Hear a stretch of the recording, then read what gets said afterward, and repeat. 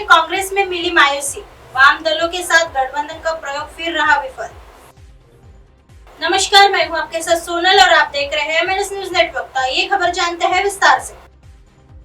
मुश्किल दौर से गुजर रही कांग्रेस की हार का सिलसिला थमने का नाम नहीं ले रहा है। अब उसे पूर्वोत्तर के 3 राज्यों के विधानसभा चुनाव में निराशा मिली है। हालांकि कुछ जगहों के उपचुनाव में जीत उसको थोड़ा सुकून देने वाली है। देश की मुख्य विपक्षी दल को त्रिपुरा में वाम दलों के साथ मिलकर चुनाव लड़ने का प्रयोग भी विफल रहा। उसने ऐसा ही प्रयोग वर्ष 2021 के पश्चिम बंगाल विधानसभा चुनाव में भी किया था, जहां उसका खाता भी नहीं खुल पाया था। पूर्वोत्तर में कांग्रेस को चुनावी सफलता की उम्मीदों को उस समय झटका लगा है जब कुछ सप्ताह पहले ही कांग्रेस की भारत जोड़ो यात्रा पूरी हुई और कुछ दिनों पहले उसका 56वां महाअधिवेशन आयोजित हुआ था। त्रिपुरा विधानसभा चुनाव में कांग्रेस को 3 सीटें मिली, जहां वह 13 सीटों पर चुनाव लड़ी थी। मेघालय में कांग्रेस को सिर्फ 5 सीटें हासिल हुई, जहां पिछले विधानसभा चुनाव में उसे 21 सीटें मिली थी। मेघालय विधानसभा चुनाव से कुछ महीने पहले उसके अधिकतर विधायक तृणमूल कांग्रेस में शामिल हो गए थे। नागालैंड में कांग्रेस को एक भी सीट नहीं मिली। कांग्रेस के नजरिए से राहत वाली बात यह रही कि उसने महाराष्ट्र, पश्चिम बंगाल और तमिलनाडु में 3 विधानसभा सीटों के उपचुनाव में जीत हासिल की। उसने महाराष्ट्र में कस्बा विधानसभा क्षेत्र में जीत हासिल की, जो भारतीय जनता पार्टी का अवैध किला माना जाता था। इसी तरह उसने पश्चिम बंगाल में सागरदिघी विधानसभा क्षेत्र में तृणमूल कांग्रेस को मात दी। आइए बढ़ते हैं अगली खबर की तरफ। 2 दिन के लिए पहुंचे महाराज, सभी 6 सीटों पर सजा जीत की ताज। त्रिपुरा की जनता में कम्युनिस्ट और कांग्रेस को दरकिनार कर फिर से कमल खिल गया।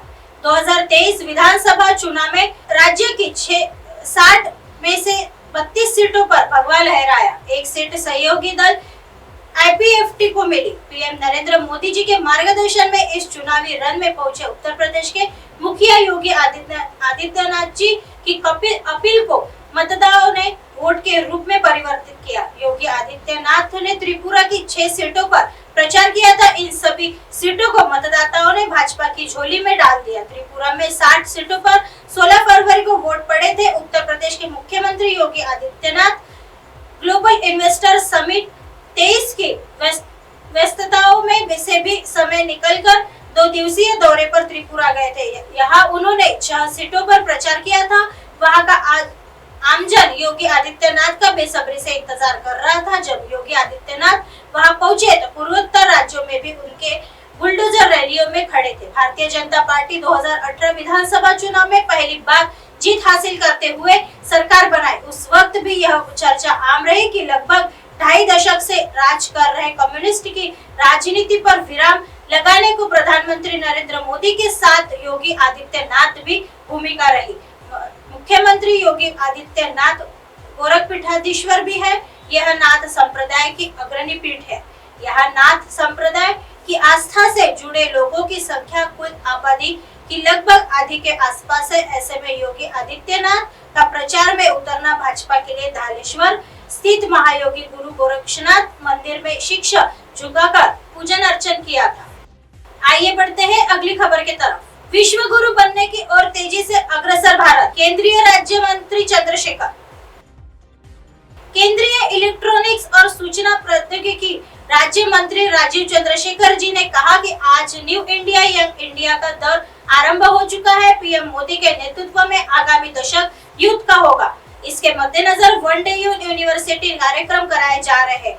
HRIT कॉलेज मेरठ रोड पर वीरवार को आयोजित HRIT कॉलेज मेरठ रोड पर आयोजित पत्रकार वार्ता में केंद्रीय राज्य मंत्री चंद्रशेखर जी ने बताया कि सांसद व मंत्री एक दिन यूनिवर्सिटी या कॉलेज में जाकर मंत्रियों को स्किल डेवलपमेंट को लेकर जागरूक करेंगे। उन्होंने कहा कि पीएम मोदी के नेतृत्व में देश आज विश्व गुरु बनने की ओर अग्रसर है। कोरोना काल के दौरान भी भारत ने दूसरे देशों की हर संभव मदद की थी। हर अपने आप में एक बड़ी बात है। उन्होंने कहा कि कभी-कभी कुछ नामचीन शहरों में उद्योग स्थापित होते थे। अगर आज नोएडा, गाजियाबाद, मेरठ व लखनऊ जैसे शहरों में भी उद्योग लग रहे हैं।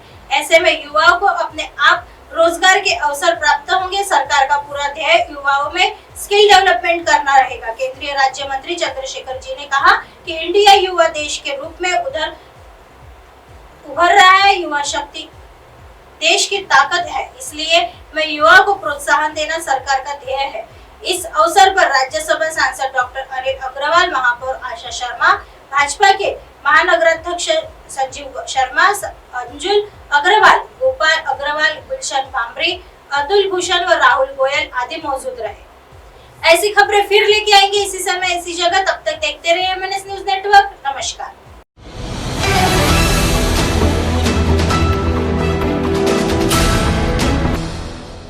ये है MNS न्यूज नेटवर्क और आप देख रहे हैं MNS